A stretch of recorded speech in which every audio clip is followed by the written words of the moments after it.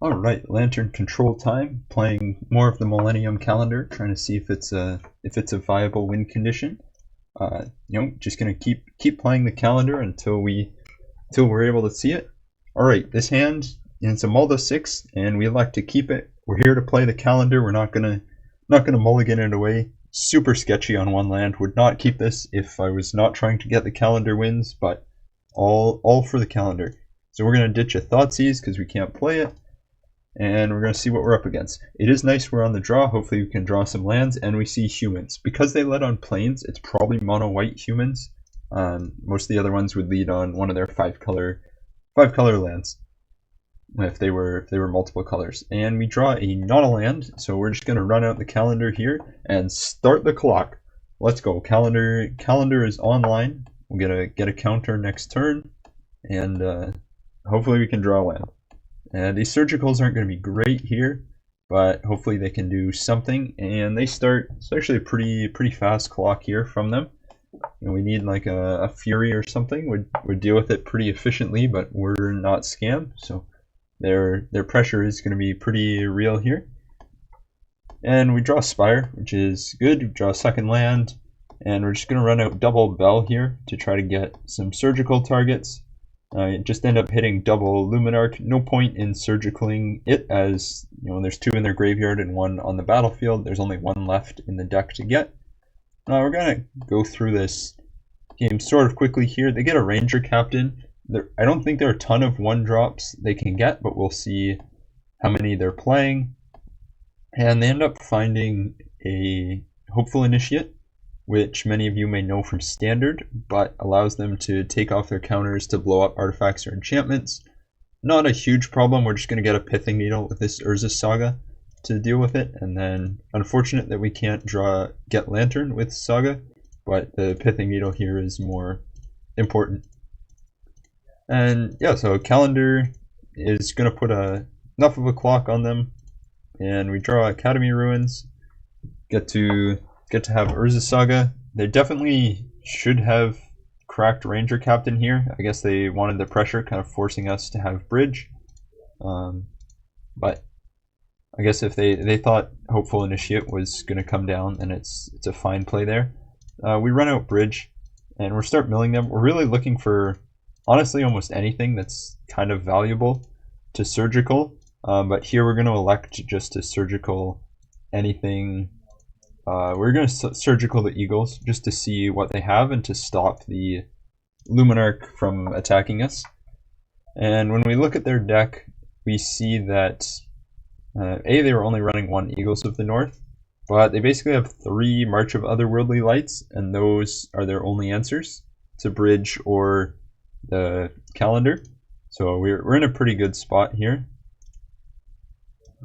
Yep, and then so now we're going to hide behind Bridge, let the Calendar tick up. We're going to play a Stoneforge. Again, nothing that we care about behind Bridge. You can just hide out. And we are going to make sure to tap our bells each turn just to help the Calendar.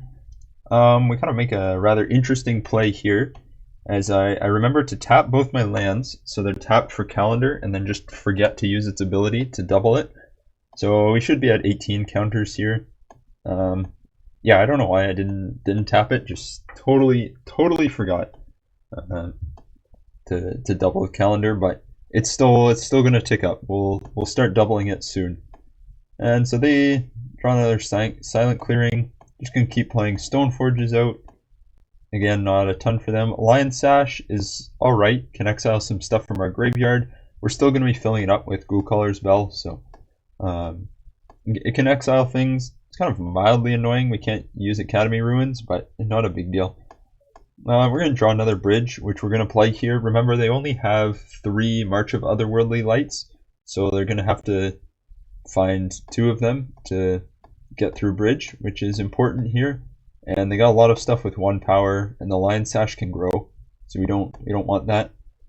And they elect to Ghost Quarter 2 lands here. We do play 2 basics, so we were able to get 2 lands. Academy Ruins going away is a bit annoying. And then they see the 2 basic lands and they concede to the Calendar. The Calendar is what was going to kill them there. We finally won a game with the calendar. Not quite at 1,000, but it was close, guys. Come on, it was close. We're almost there. Sooner or later, someone will let us kill us. We'll see. Keep grinding. But game 2 coming right up. Still, mono white humans is still a real deck, so we still got to finish out the match without the calendar probably, but we'll see. Sideboarding for game 2, we bring in a couple Hushbringers. I think it shuts down kind of a lot of their triggers. Champion of the Parish, Ranger Captain of Eos, a lot of that gets shut down. We brought in another Pithing Needle because we saw Hopeful Initiate being one of their main answers. Spellskite, and then cutting Surgicals. They don't really have kind of one key piece that holds their deck together, so taking out just one thing isn't that useful. And then Nihil Spellbomb and the Underworld Cookbook, just not super relevant in this matchup. Game 2, we open a fine hand here. I'd say it's amazing, but it's not terrible. Hand Disruption, bit of Selection, and a piece of the lock. So we're going to look at what they have here. Take a peek with Inquisition, and we see double Ranger Captain of Eos. So we obviously going to take one. Unfortunately, we see a Ghost Quarter, which means at some point we are going to have to find a Pithing Needle, probably before we play the Urza Sagas. I'm just going to run out the call. You know, not having a much slower draw this game is quite nice for us. And we draw a Hushbringer here, and this allows us to just play out the Hushbringer. It'll stop the search, which is kind of the most important thing that we care about off this Ranger, as we don't know what 1-drops they could have brought in.